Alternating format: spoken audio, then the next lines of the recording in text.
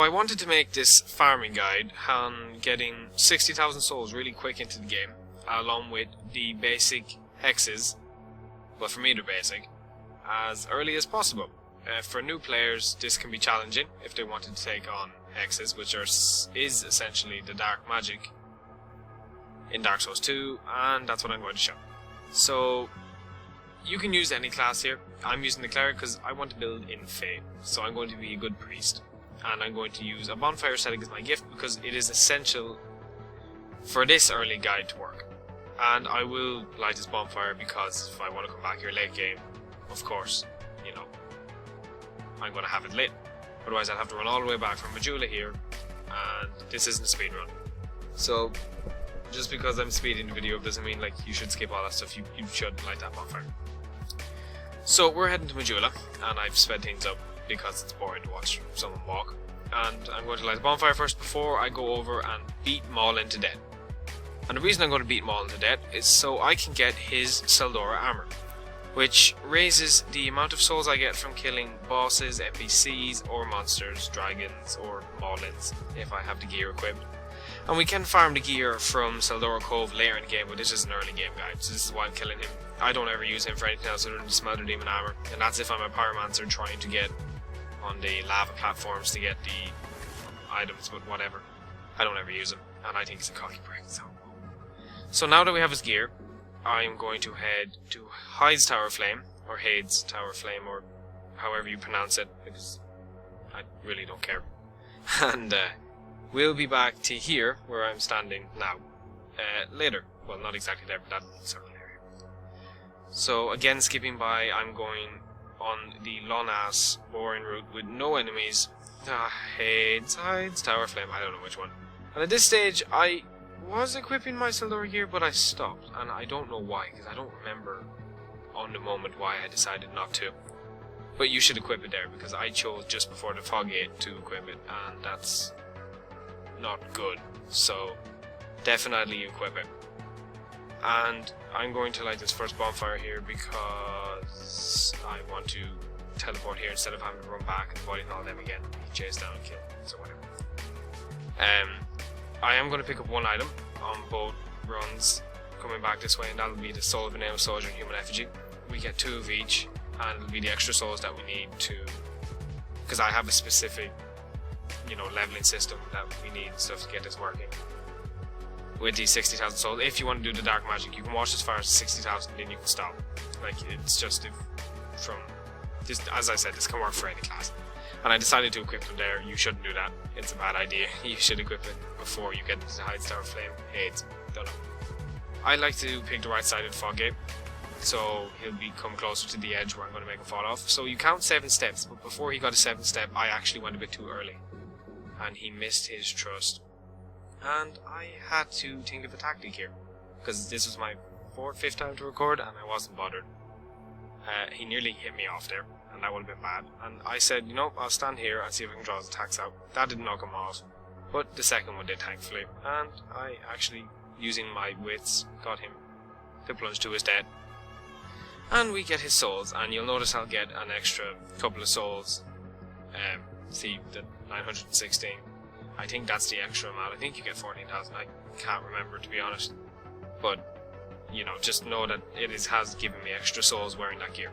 And I'm going to like this because we are going to punch licia, I cannot pronounce anything in this game, off this cliff. Now, I'll show you where to punch her. Just punch her to where exactly I do. 5 punches to do the trick. I think that's what I did there.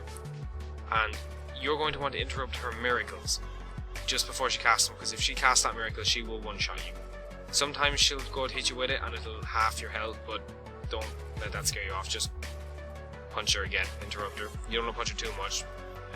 You just want to punch her at the right time. And she is good to kill because we won't have to pay 2,000 souls to get into an area, which she makes you pay for, to use a lockstone she has.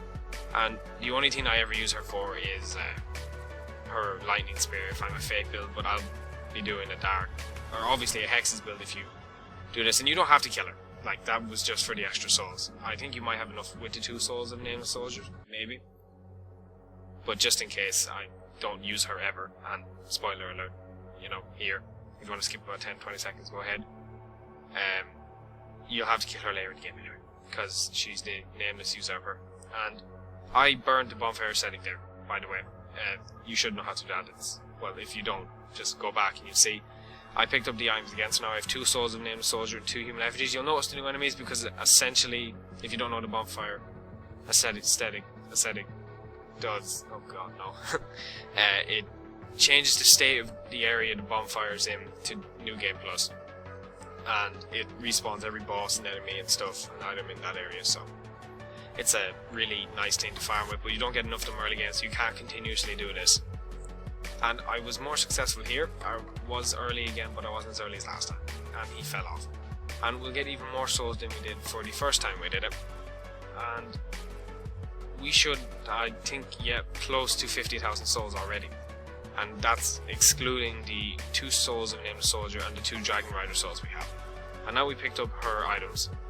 Again, you don't have to kill her.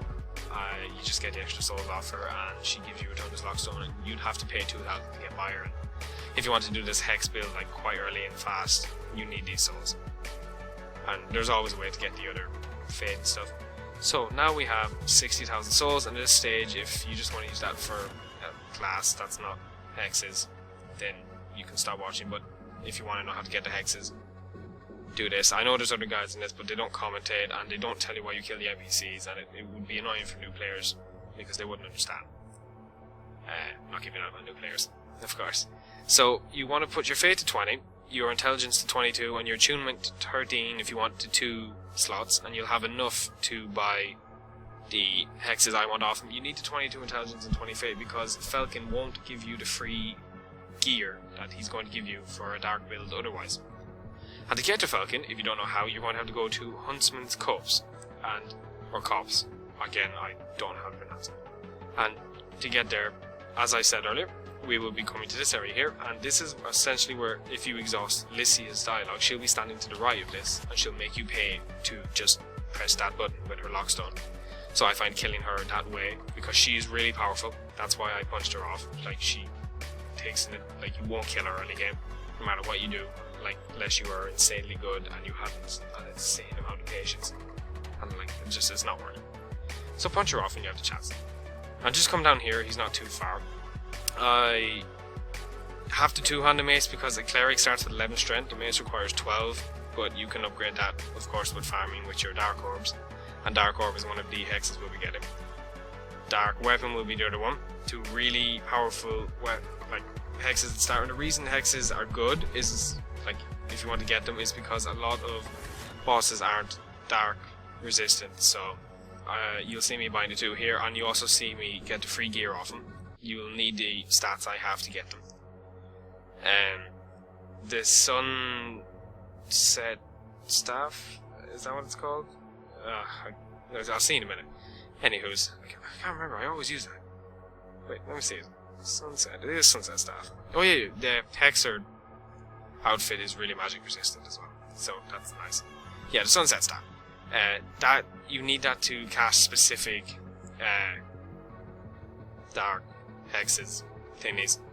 And now you have the Sunset Staff, a really good magic resistant outfit, and you have 2 really overpowered hexes. Like, Huntsman's Copse is quite a hard area. At this stage, like, From Software, I expect you, if you were to follow the game through, to not be in this area until after you've killed like 4 bosses. That would be the Forest of Fallen Giants and Heide's Tower of Flame, the 2 in each, and even Flex Out Sentry No Man's Wharf, and I one-shot that butterfly with my Dark Orb, so you can farm that until you get 12 strength, you can one-shot, but essentially that's how you get it.